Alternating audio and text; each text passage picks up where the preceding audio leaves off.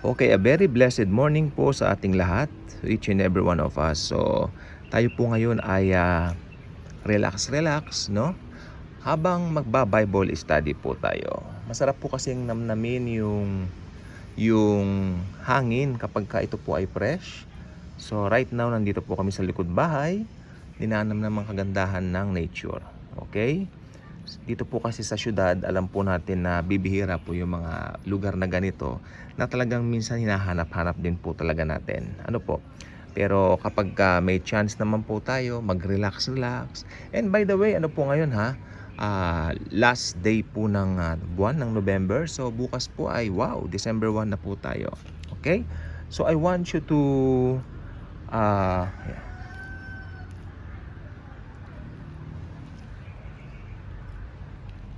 Yan. I just want you to get your Bibles for a while. Tayo po ay mag-Bible study. So malaman po natin ang kahulugan ng born again. Ang born again po ay napakahalaga sapagkat yung mga hindi na born again, ito po ay katumbas ng nasa kadiliman, nasa darkness. Ayan po. Pero kung ikaw ay born again na, ikaw ay nasa liwanag. Okay, so meron po tayong dalawang talata yata, if I'm not mistaken. Siyempre, nandito po ito sa the death of Lazarus. Dito po sa John chapter 11. Babasahin natin ang verses 9 to 10. Verses 9 to 10. Jesus answered, Are there not 12 hours of daylight? Anyone who walks in the daytime will not stumble, for they see by this world's light. Binabanggit dito ni Jesus yung natural Natural kapag ikaw ay pagka maliwanag, hindi ka madadapa, di ba? Okay. Sabi niya, for they see by this world's light. It is when a person, sabi niya, walks at night that they stumble, for they have no light. Subukan po ninyong lumakad ng gabi. Alam niyo po, ganito po ang nangyari. Kapag ka po nagbara-brown out ng gabi, which is lately, madalas po mag-brown out, kapag ka nagbara-brown out po ng gabi, maliwanag, hindi po ba? You're doing a lot of things. Gawa nga po ng maliwanag. Tama. Tapos bigla pong namatay ang kuryente o yung ilaw. So ang mangyayari po niyan, bigla kang, wow, total darkness, complete darkness, di ba? So ganun din po ang buhay ng isang tao. Kung ang tao ay hindi nakakakilala sa Panginoong Jesus, hindi siya born again Christian, ang buhay niya brown out or black out paggabi. Pag brown out kasi may nakikita ka pa, brown out sa umaga yun black out ang buhay niya. Madilim, total darkness. Okay? So, inahalin tulad natin dito naman, ang ilaw at kaliwanagan kapag ka ikaw ay nakakilala sa Panginoong Jesus. Ngayon po, namnamin natin yung sustansya ng talata. Okay? Jesus answered, Are there not 12 hours of daylight? Are there not 12 hours of daylight? Di ba? Yung daylight dito, 12 hours po. Amen. So pag maliwanag nga naman, pag nasa 12 hours of daylight ka, ikaw ay maliwanag. Pero kung ikaw naman nasa 12 hours din ng darkness, yung madilim. So anong gusto pong sabihin ng revelation dito ng Panginoong Jesucristo? Mas maganda sa buhay mo, habang maaga pa, lumakad ka na sa liwanag. 'Di ba? Kasi darating talaga ang panahon na talagang naniniwala ako makakarinig ka ng gospel. Kaya nandoon po yung pagpapasya kung tatanggapin mo ito o tatanggihan mo.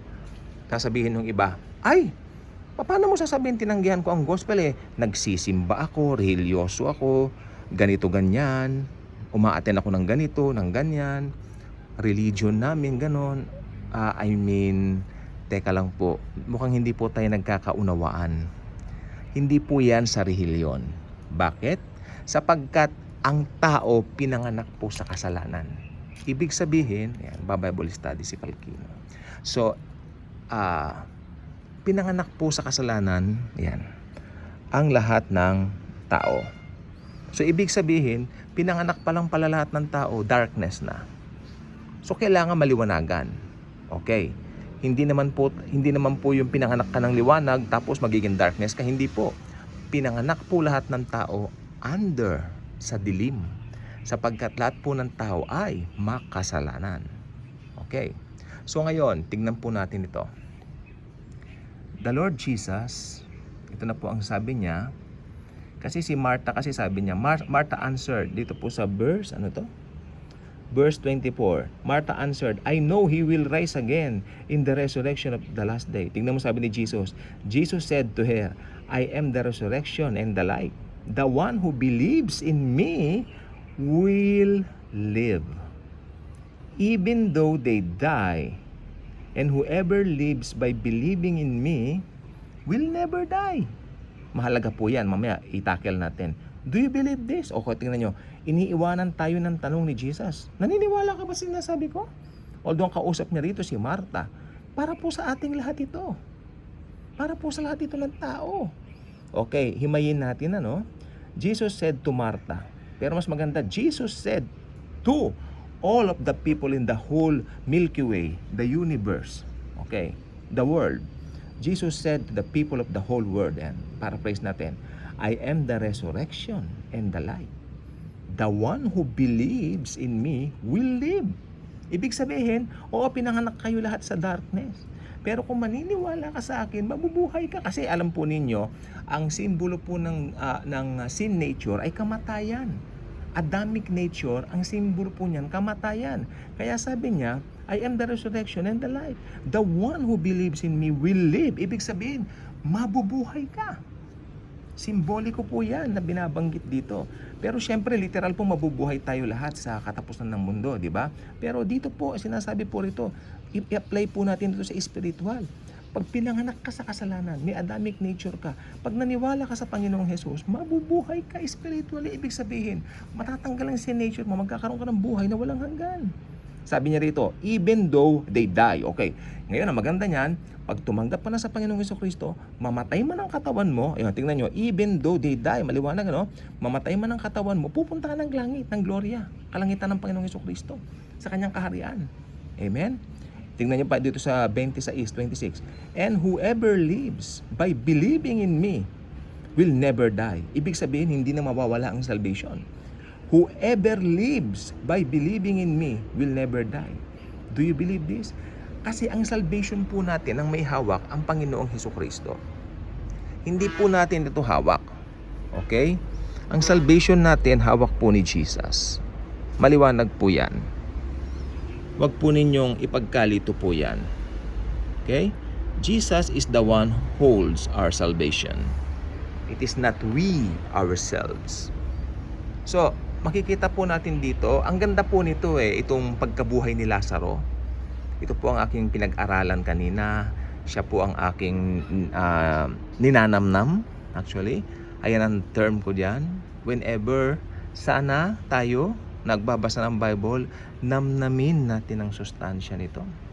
Parang gusto mo, pa nagkakape ka, umiinom ka ng gatas, gusto mo namnamin talaga yung sustansya o yung pwedeng idulot na maganda nito sa iyong katawan. Hindi ba? So, ganun din, lalo na ito. Ito po ay pang-espiritu. Ito po ay mas mahalaga ng dihamak kaysa sa kung ano pa man din sa mundong ibabaw na ito. Okay, ito po ang pinakamahalaga. Basahin natin. Kaya nakakatawa yung, actually may isa pong vlogger, Amerikana. Sabi niya, I don't read the Bible always, but I'm a Christian. Okay ka lang? Parang ganito, isa kang tao, pero hindi ka kumakain. Sige nga, ano ka? Oh. Okay ka lang? Parang kang isang tao na hindi humihinga. Anong tawag sa'yo? Hindi ka nagbabasa. Alam po ba ninyo, ang Bible, ito ang buhay natin? Sapagkat nakalagay sa John 1:1, in the beginning was the Word, and the Word was with God, and the Word was God. Di ba? Si Jesus Christ, ang Bible. namnamin natin ang Panginoong Hesukristo sa kanyang mga salita. Paano mo sabihin, I love Jesus, and yet you are not reading His Word? Hindi kaya malaking komplikasyon yon? Kumbaga sa complicated? Di ba? Paano yon? Paano po kaya yon? I am a Christian and then I'm not reading the Bible often? May problema po tayo diyan. Siyempre, hindi naman po tayo naliligtas sa gawa. Kung talagang Kristiyano siya, maliligtas siya. Pero sayang naman po yung opportunity na sana marami siyang natutunan about the Lord Jesus Christ. And sa mga plano pa niya, sa buhay niya, kasi ang mga plano ni Jesus sa atin, nakasulat po lahat sa Biblia. Kaya gusto ng Panginoong Yesus, nakikipagniig tayo sa Kanya through His Word on a daily basis. Diba? Because we love Jesus, because He first loved us. Yon, how can you say, I love Jesus, and yet you are not reading His Word? Kaya ito po ang gusto kong sabihin sa inyo. Ito pong John chapter 11, basahin nyo po. Namnamin ninyo, punong-puno po ito ng mga katotohanan na maski patay na, kayang buhayin ni Jesus. Literal po niyang binuhay si Lazaro, opo. Pero ang application po natin kasi ngayon dito, yung spiritual po. Yung mga tao sa mundo, pinanganak, isinilang patay yan sa espiritu. But kung tatanggapin nila si Jesus, sila po ay mabubuhay tulad ng ipinangako ng banal na aklat na ito. Kaya kung hindi ka pa nakasubscribe sa channel na ito, I invite you to do so. Mangyari, pakiclick ang notification bell, share this video, share the love, yan, and the grace of the Lord Jesus Christ. Si Bruno.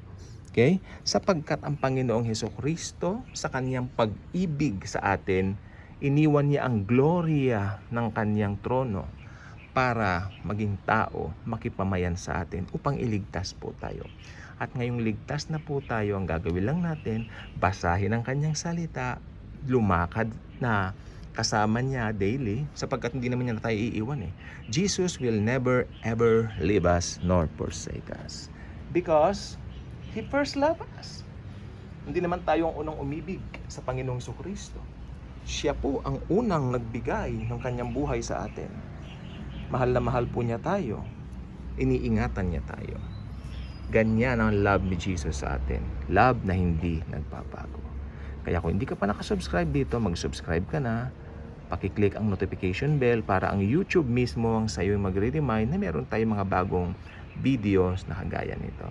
Again, thank you very much. And maging i-share mo sana itong video ito para marami mag-benefit. Thank you, and Jesus truly loves us all.